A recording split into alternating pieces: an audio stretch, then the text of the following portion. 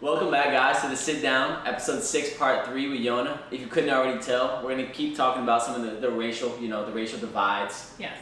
What people from the outside can do looking in, what people from the inside can do looking out to try to help each other, and kind of come to a unison. And what we're going to kind of dive into now, NBA. The NBA, both love basketball. Both love basketball. Heat fan, Celtics fan. Of course. We might see you in the finals. Oh, they're killing it. And I'll tell you this right now, if the Heat make it to the conference finals against the Celtics, that'll be fun. I'll see y'all later. Okay. Y'all gone. Okay. Y'all listen.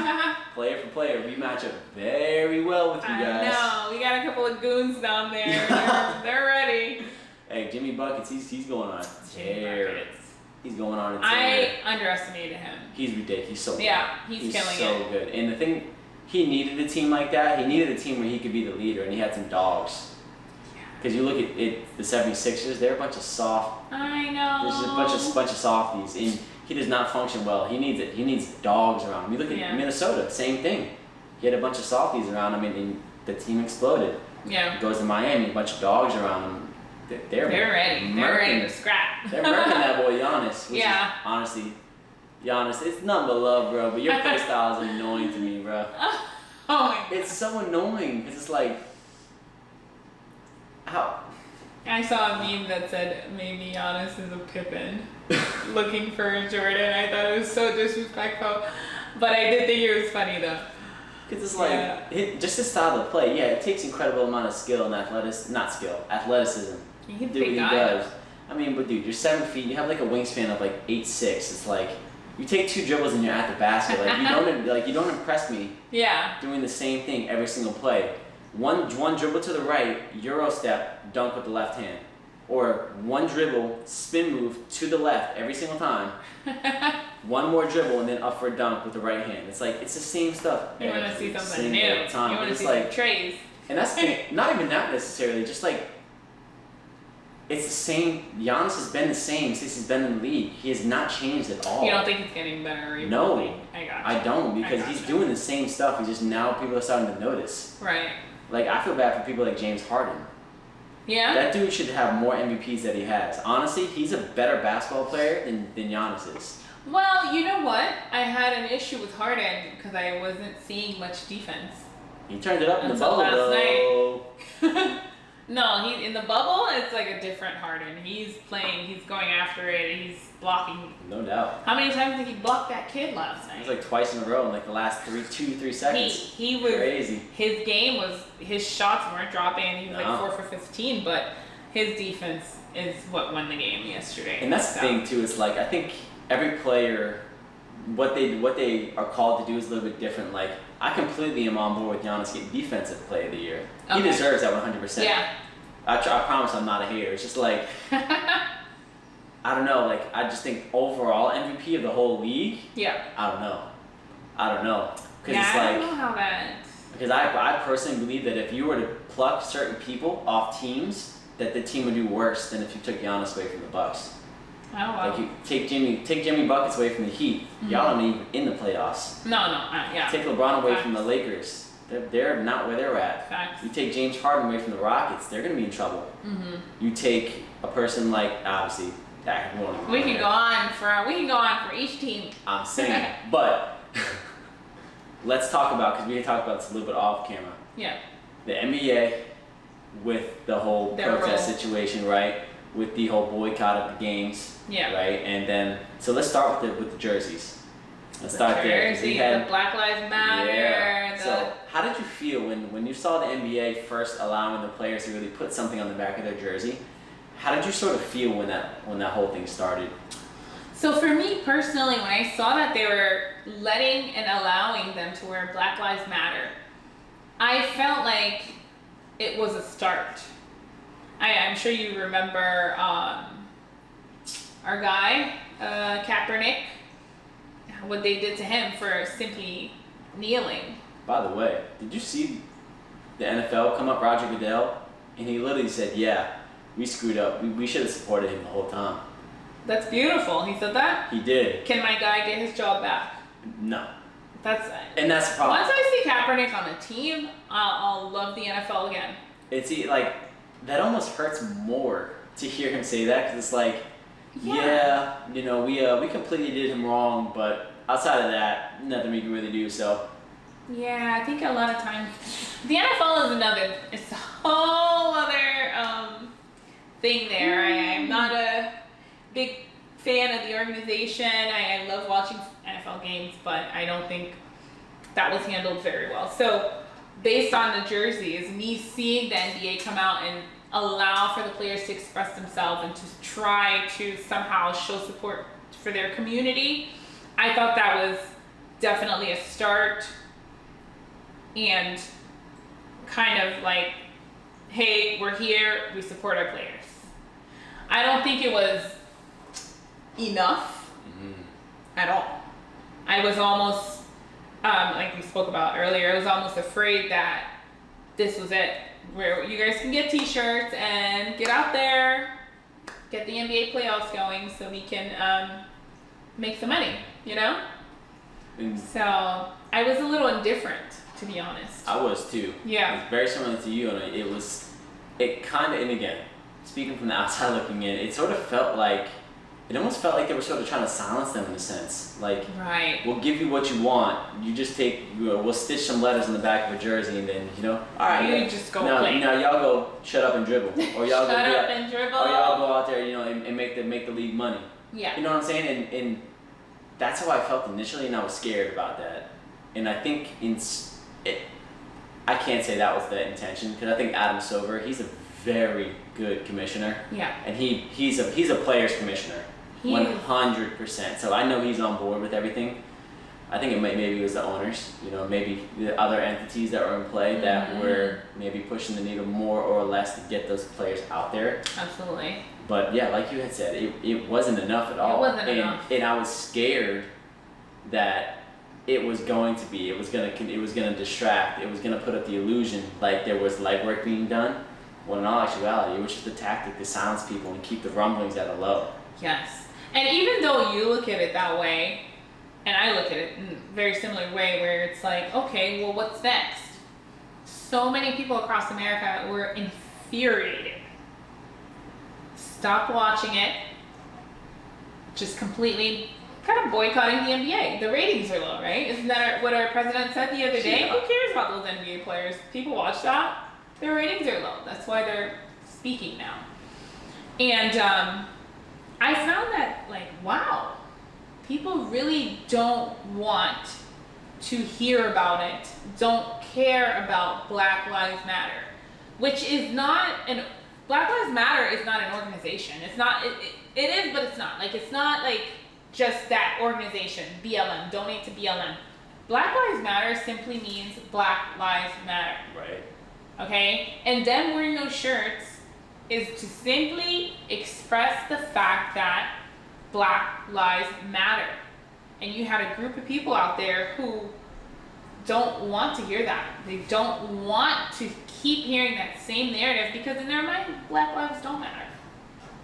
That's just facts. That's what the facts are. I hate that those words come out of my mouth, but it's the truth.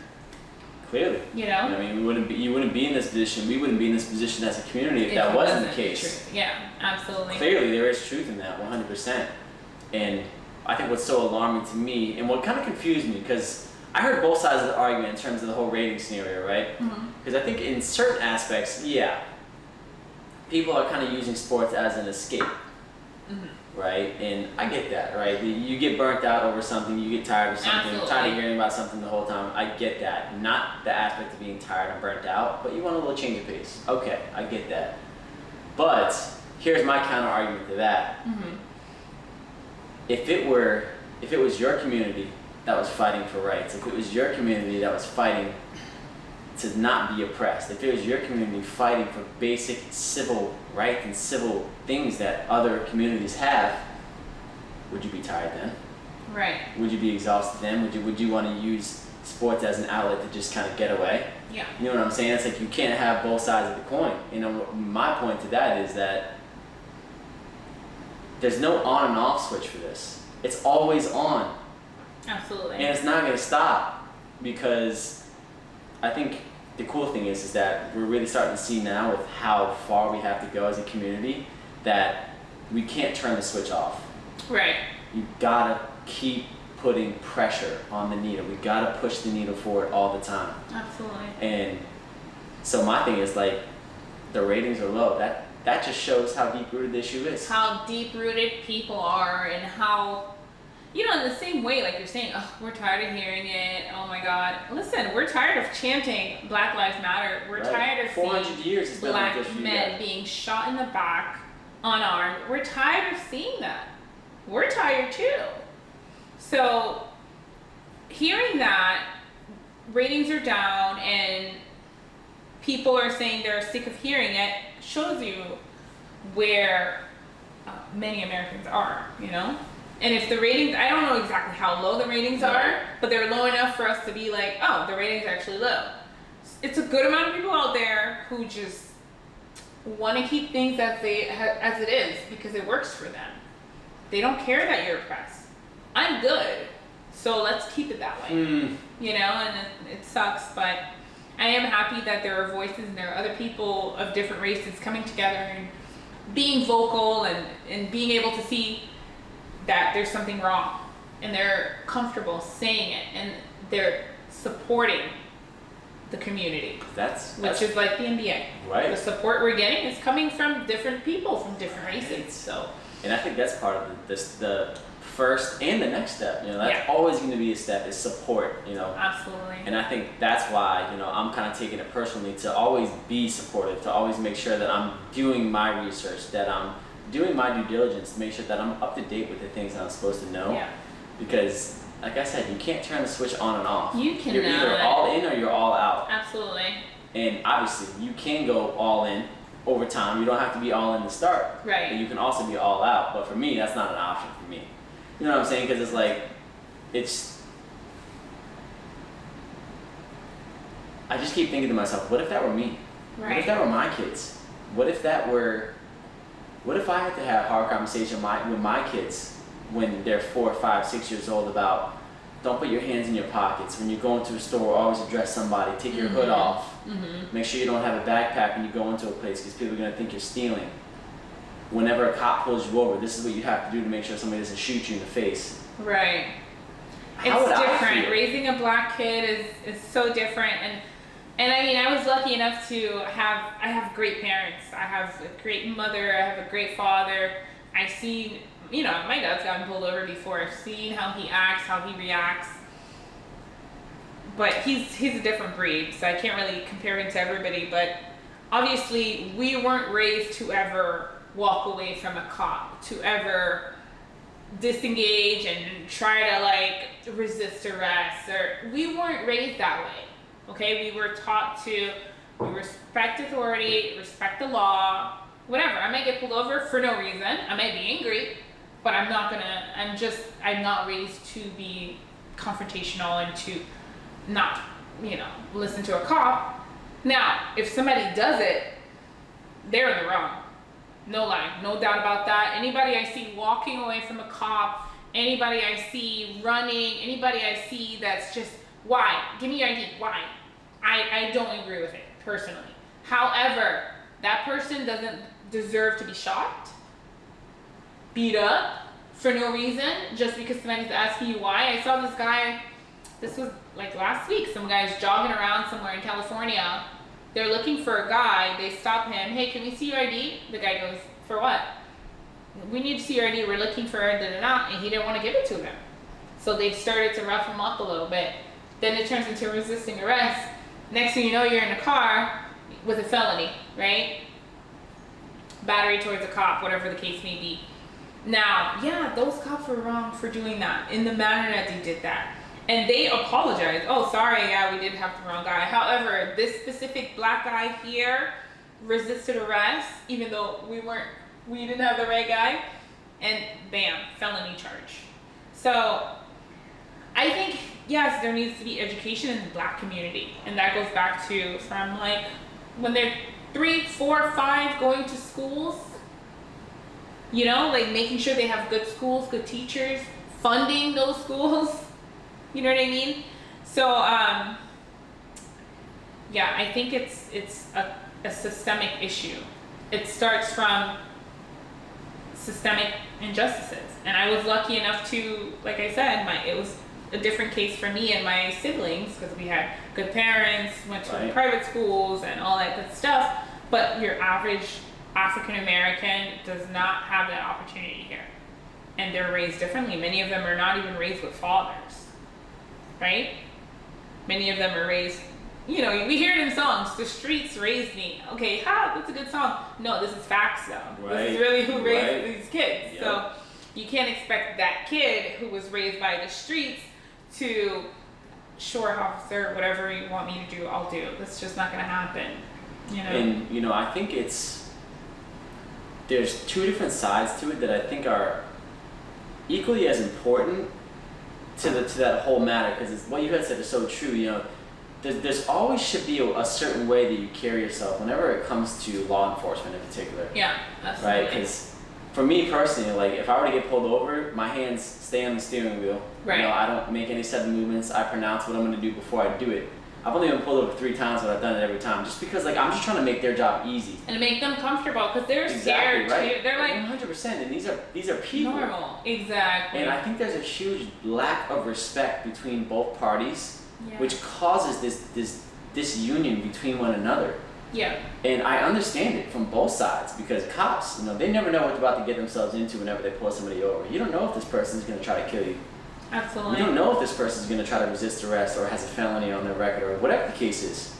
And also being pulled over, you don't know what this cop is going to do, because you see it all the time. All these so much on TV. Bad cops, right? But bad apples. Right. And the thing about it is that I would sure like to believe, and I hope that for every one bad cop, there's 10 good cops. I really do believe that. Aw, you're living in Disney. I would like to hope so. I know. Right? I know. I just have some sort of faith that humanity, there's still human aspects of life. There's still like some good. I've come across a lot of good cops. I don't know if it's by luck or what, but I've come across a lot of good ones. And granted, situations very different. Yes. I didn't have the most immediate threat of my life as somebody of color would. Yeah. That's just a fact, and I'm not ignorant to that. Absolutely. But I also, even though I didn't have that threat necessarily, I acted as if I did. Yeah. Right? You know what I'm saying? Because it's like, these are human beings. Like, imagine if you were working with a patient, Yona, right? Mm-hmm. And you go to get that patient and they start giving you attitude. What's going to be your initial reaction? Oh, they have dementia. Just kidding. No, okay. I work with all the elderly, so no. But if I come across somebody who is not cognitively impaired and they're giving me attitude for no reason, I kind of want to be like, oh, okay, you don't want therapy? Bye. That's exactly how I want to be. And that's me checking out. And I think what we're seeing is a lot of cops checking out. Yes. But can you blame them necessarily? Right. You know what I'm saying? And that's the thing. Like, for me, I am 100% a supporter of the Black Lives Matter movement. Mm-hmm. But you could still support that movement and still recognize, like, for me personally. There's an issue. Yes. There's an issue. Did Jacob Blake deserve to die? And he didn't die, but get paralyzed from the waist down. Thank God. Yeah. Did he deserve that? It's up in the air. Yeah. It's up and the only reason why I say that is because I'm not looking at it as a race thing on this instance. Right. Because I don't think it had anything to do with race. Yeah. I think it had to do with the actions of the individual towards the law enforcement and what he was doing up to the point of being shot. I think that's what caused the situation to get to where it was. Yeah. I mean, and again, fact check me please if I'm wrong with this, but from what I understand with that whole situation, his wife had called the police for abuse. On him? Yes. I really have to look into it. I have to refresh more as well. I heard there was 2 girls fighting, and he went there to break it up. I did hear that as well. And they went to him. But those are all like, oh well, he say, she say. I really don't know the facts. I wonder, they don't have body cams. Interesting. They didn't have body cams. I think it's a so coincidence. I was gonna say, well, I'll wait for the body cam to be released. I think that the George Floyd body cam just happened chance decided to come out like months after all this. That was like really tough to watch. Mm. The George Floyd incidents and the Jacob Blake incidents is completely different. Very. I just don't know that 7 shots.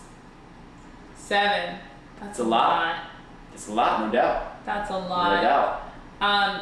I heard, this is another thing that I'm not sure of, I heard they tried the taser and it didn't work. I don't know how true that is. But I don't know. How many shots does it take to put down a man?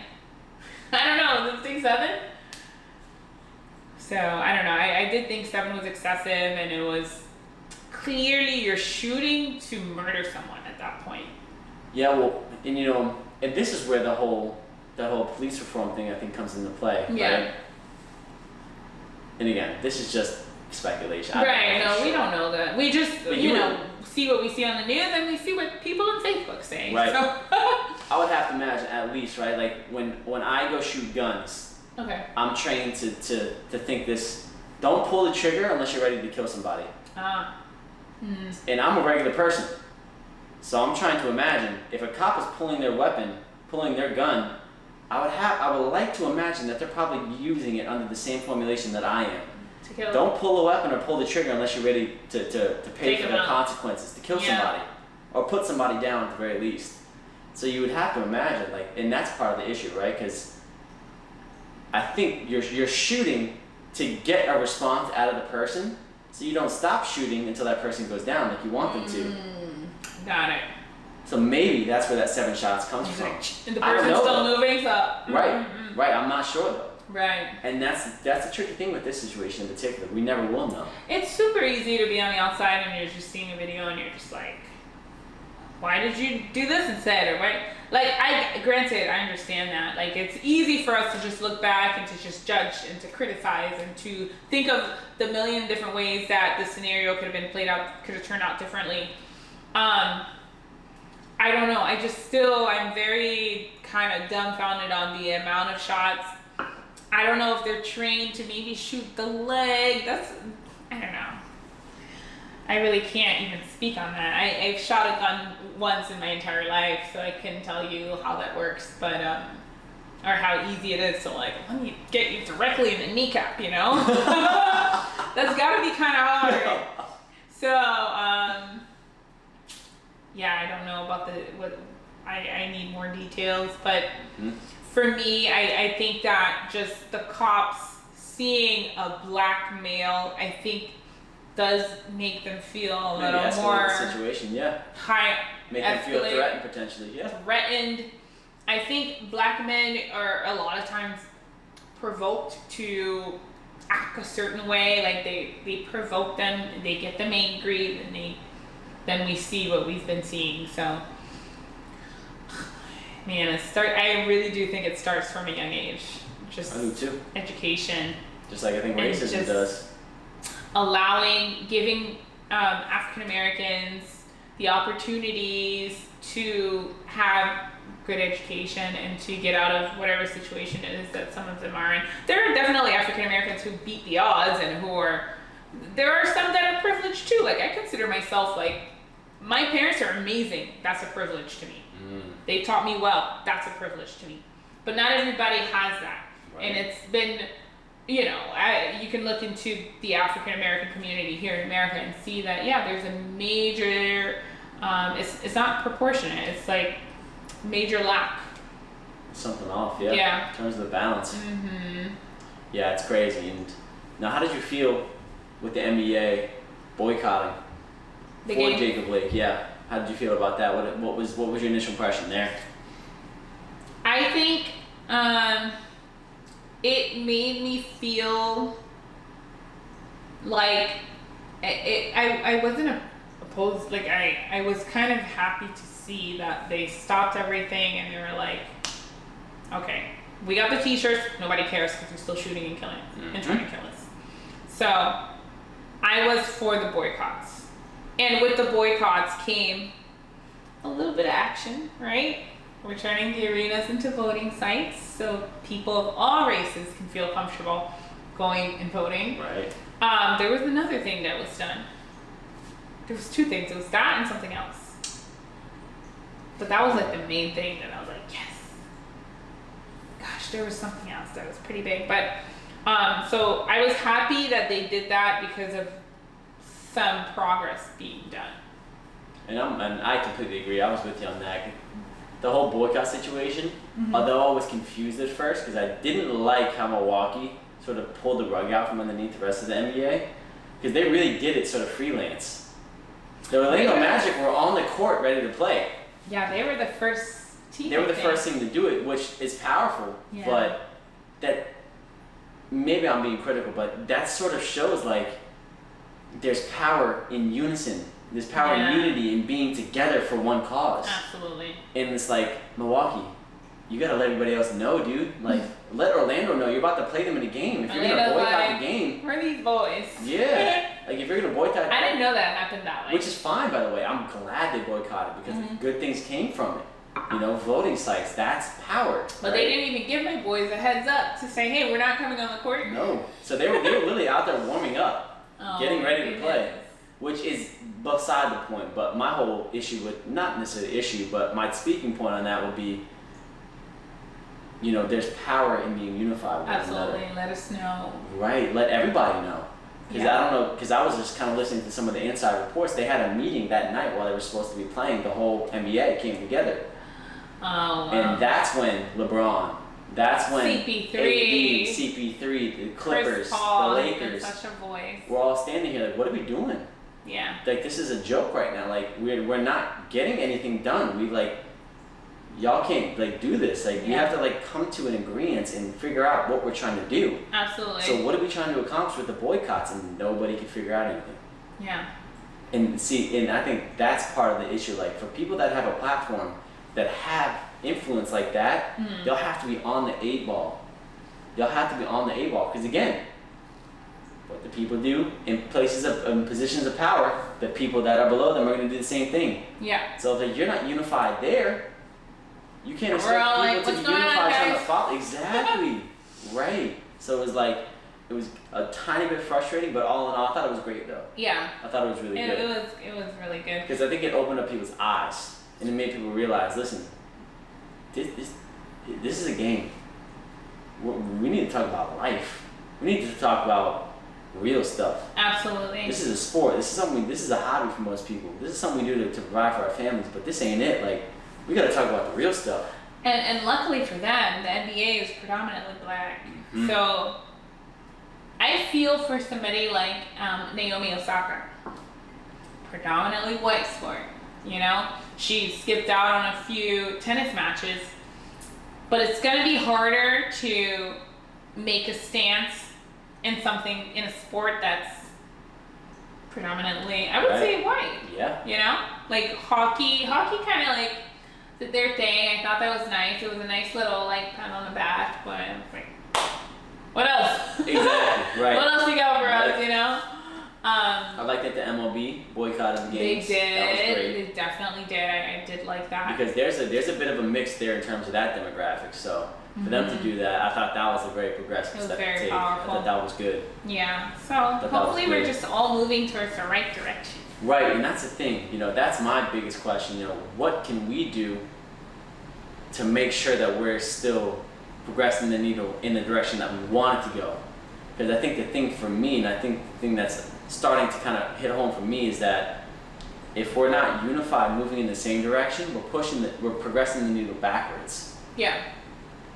Because that's exactly what the people of power want to happen. They want confusion. They want disunion. They want people to be going in opposite directions. When we're together, we're powerful. We're scary. Yeah. When you're forced, you can't stop. But when we're divided, that's when we're easily controlled. Correct. That's when we're sheep without a shepherd. Absolutely. I think having the conversation is one of the most important things. Agreed. You know, like we're doing now. Like, this is cool to me. I'm like, yeah, I can actually sit down and speak to someone. But having these conversations, which are very uncomfortable for some, and I have several friends from all types of backgrounds where they may, not that they don't want to hear about it, it's just not as comfortable because they don't understand. They're not all from big cities. Right. They're not all from, so just being able to, forget the elephant in the room, let's just talk about this. I think that's a start towards the right direction, and hopefully whatever it is that people can learn, whether it's from a colleague, a friend, what they read on the internet, whatever research they do, hopefully they can pass that down to their children. Right. Because it's something that's learned. Racism is learned. It's taught. It's a learned behavior. Yep. So I think that is the most important thing. And just kind of realizing that, like, yeah, check your heart. You know, maybe you may have to do some soul searching and kind of realize that nobody's perfect. Right. You know? Right. So. Yeah, and it's very true. And like you had said that, Yona, I think the biggest thing to do is, like you had said, have a conversation with somebody. I feel like it's our civic duty right now, with where we're at in terms of the movement, in terms of society in general. Yeah. It's so important to break that kind of taboo nature of having a conversation with somebody who's of color, somebody who's not of color, or two people, you have to say even two people who are of color, or two people who aren't of color. Yeah. You know, in challenging each other to see, you know, where's your head at, where's your heart at. Absolutely. Because we have to hold responsibility to keep each other in line, to keep each other accountable for the things that we say, the things that we do, the things that we represent. Absolutely. And I think right now everybody is so focused on me instead of we that it's a big divide, and some people, sorry, I need to cut you No, off, you're but good. some people are actually thriving on this whole issue of both sides. isn't that crazy? And it's like, okay, maybe we don't want to go, like, I don't agree. I have friends that are black as well, and we have conversations. We don't agree on every single thing. And that's okay. You know what I mean? That's We don't all agree on right. every single thing. I think I was watching, not to go back into sports, but I was watching Stephen A. Smith today, and Okay. he was not too happy that Steve Nash, head coach of Brooklyn Nets now, because of color, he thinks. You know, and that's like, it's Steve Nash. Yeah, that was, and you wanna know what, it's, To me, I grew up watching Steve Nash. Steve Nash is amazing. He knows the game. He's a great athlete. He's been in the game. He's been in the league for how long? Like, before he retired. He was there forever. Like, to me, he's deserving. There's always going to be like, oh, but so-and-so could have done it. So there's always going to be that train of people who could have, like, but to me, he's deserving. And I don't think because he's white, he got this. I think that's like a pure example of like jumping on that. yes. Oh, and well, we're that's, talking about injustice. see, and that's what I'm talking, that's the stuff that hurts Yeah. the movement. It's Absolutely. like, Stephen A. Smith, like, that dude is like all over the place, like, bro, like, you gotta be better than that. Like, Yeah. like, you can't use the, well, actually, I can't say that. Yeah. I don't know.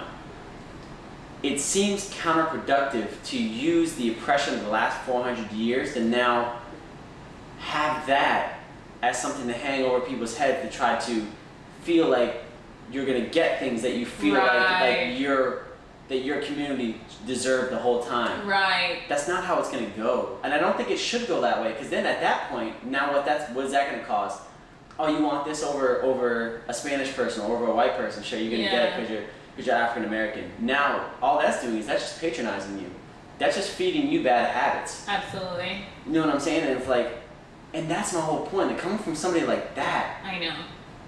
that's a hard pill for me to And swallow. that's somebody everybody watches. Yeah, you know? because it's like I just felt like there was he had no educational backing behind anything he was saying in that interview at all. He was just speaking pure nonsense. And I get it. I don't know if he's angry. trying to keep his job and he has to make it like, Maybe controversial, yeah, which is he possible. probably has to keep it. If he was to get on there and agree, I think people would be like, all right, next. Stephen A. says something off the wall. Oh yeah, I'm watching this crazy guy. I don't remember though how he felt about Kaepernick kneeling. I don't remember if he was supportive of that or. I'm not sure actually. I really don't remember. But I know he's the controversy guy. Like, he just gets on there and But then my question is creating controversy worth the livelihood of your kids and grandkids? right. Because it's not it's a lot helping. bigger than a paycheck. Absolutely. It's I bigger agree. than getting a couple views on YouTube. Mm-hmm. And that's what I'm talking about. Simple stuff as that, it takes away from the power of what we're trying to create. Absolutely. And 100%. it's like, people need to realize that. It's like, the small stuff is going to lead to the big outcomes. It's not one huge monumental event. It's small, persistent effort over a long period of time is going to get You're right. going to get the movement there. And it's stuff like that which takes it backwards. You're undercutting your own people. Because then we're not like, it's just creating more. Yes. More of the little Exactly. things. Exactly. So it's like, And I love Steve Nash. I do too. He deserves it. I do too, Okay, yeah. if anybody out there doesn't think he does. and then my Hopefully he point gets on a top- ring with them. Right, and my point on top of that is like, what does color have to indicate with his ability to coach a basketball team? It's just perfect opportunity. It's the hot topic right now, so he's thriving. But see, that's my whole point. Yeah. That's like, Yeah, I feel like it's that's not so good. ass backwards to me. You know what Yeah. I mean? It's like, that's just so, I don't feel like that's right. I know, but a lot of companies actually are gonna be, taking advantage of. It's life, I guess, how it works. But what's the way to combat that? I don't know. It's a good question. Because as long as companies can continue to do that, progress won't be made. I know. Because they've been doing that for I 20, guess 30, 40 years. By exposing them. It's like, yeah, you did that and you sold t-shirts that said BLM, but look at this. This is happening in your community. Well, they kind of are. They're saying, they're going in and they're looking at who the CEOs are, CFOs, COOs, anybody leading these big companies, and they're like, you don't have one single person of color here, and you claim to be so supportive of the community. And that's happening right now, so that's good. It's tough. Yeah. It's tough. It's got a lot of work to do. Yeah. Alrighty, y'all. We're gonna break off part 3 of episode 6. Episode 6. That's so crazy. Nice. 6 episodes. Are we gonna come back with a part 4? I don't know, maybe. Is there anything else you want to talk about? I think we hit like a lot of the main things I wanted to talk about. Okay. Yeah. So this is gonna be it for episode 6 with my good friend Yona. It was so good to catch up, Yona. Again, Yeah. thank you so much for your time. Thank you so much for coming on. No, I appreciate it. I really wanted to get on. I love watching all your other shows. Appreciate that. Yeah. And I appreciate you, sharing some of your wisdom, sharing some of your insight, because it's stuff like that that's gonna help me be able to help you and help the community. True. You know what I'm Yeah. saying? So I appreciate you giving Helping me a us chance. all understand each other. Exactly. Yeah. Exactly. So that's gonna be it for episode 6, part 3. Thank you guys so much for watching. Don't forget to like, comment, subscribe. I'm gonna put some of Yona's social media stuff in there so you can follow her, keep up with what she's doing. My Insta. The Insta. We'll do that. And yeah, we'll see you guys for episode 7. See ya. You're gonna see a couple boxes in a little circle. So over here, this is gonna be a playlist with a whole bunch of other videos that I posted. If you like what you saw so far from the sit down, you'll be able to keep up with everything right there. Right here is gonna be the video to my previous video.